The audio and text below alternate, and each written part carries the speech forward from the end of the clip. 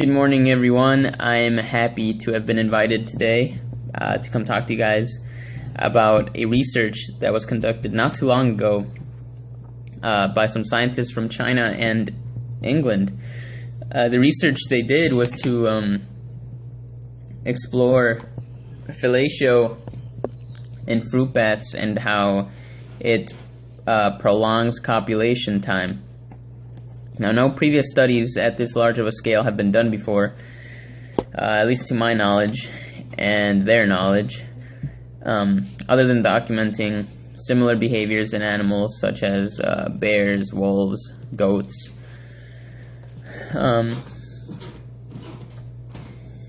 Also, some background and preview info. So the fruit bat of study is known as the Synopterus sphinx. It exhibits polygyny. As I mentioned before, this is the first large-scale observational study of oral stimulation in non-humans, and they extend the interpretation of such behavior beyond that of pleasure giving, and kind of put it into an evolutionary context. So let's move on to the methods, so how they carried out this research exactly. So the study site, so the research was conducted according to protocols approved by the Guangdong EIAP on laboratory animal care. So, they weren't really doing anything unethical in that. It was approved by a facility that takes care of animals. The study was conducted in January of 2007 through December of 2007 in Guangzhou City in Guangdong Province, located in southern China. I might be saying those names wrong. Doing my best. So in the park where they captured the bats, it was called Yueshu Park.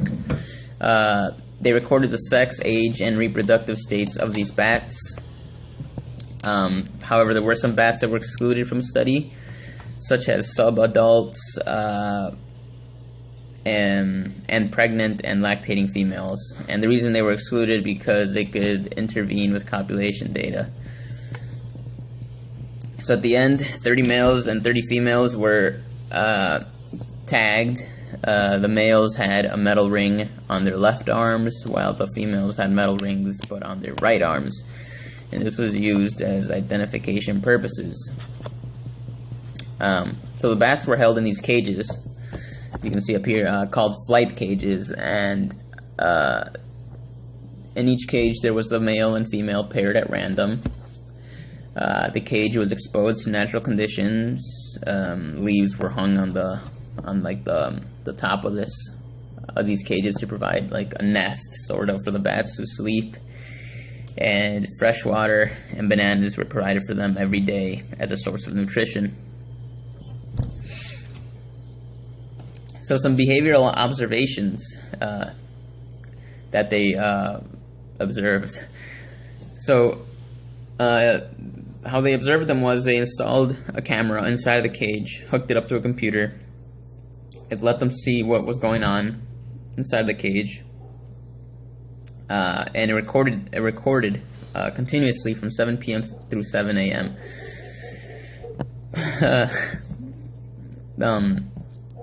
The frequency and duration of copulatory behaviors were recorded, and duration here is being defined as when the penis entered the vagina and until it withdrew. Sometimes the female would actually appear to resist, and in some cases even evade the male for about 8 to 25 seconds. But the male eventually followed her until the mating was completed. Now, an interesting thing was that the male often groomed himself, and also the female often groomed herself, yet they both stayed next to each other. So 20 successful copulations were observed among these 30 pairs. and when each copulation was completed, the male seemed to lick his penis for several seconds. Now, this self-licking occurred in all of these 20 copulations, but was absent after 3 instances in which intromission failed to occur. Intromission being the process in which the penis enters the vagina. As far as analysis goes, data was tested for normality using parametric analysis. Parametric analysis are pretty much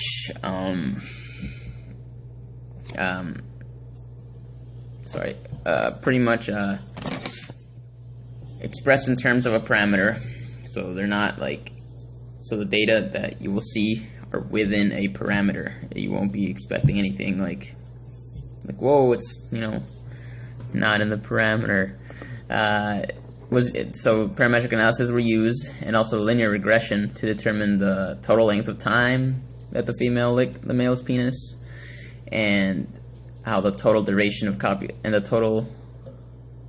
duration of copulation were associated. Non-parametric tests, such as the Man-Whitney U test, were also used when data was not distributed normally. And now, non-parametric tests are essentially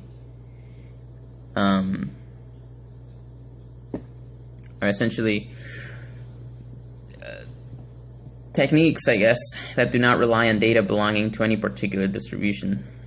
So it's kind of the opposite of parametric. And yeah, so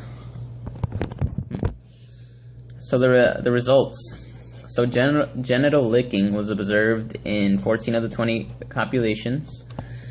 The average licking was around 19.14 seconds.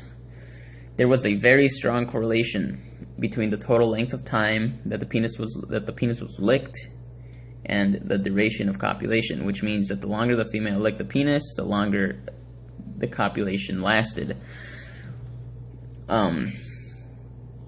Which suggests that licking behavior may play an important role in copulation by prolonging intromission.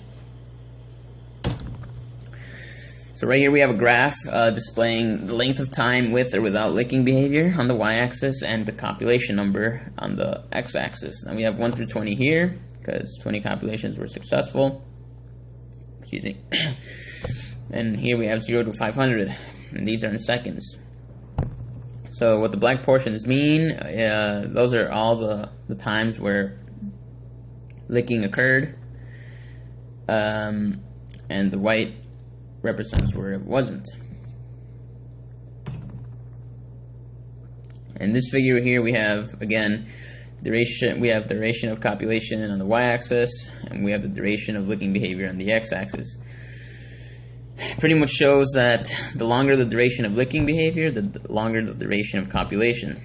As we can see right here, we have around 5 seconds we have of licking behavior. The duration of copulation only lasted around 100 seconds as opposed to 45 seconds of licking behavior. Copulation lasted around 450 seconds.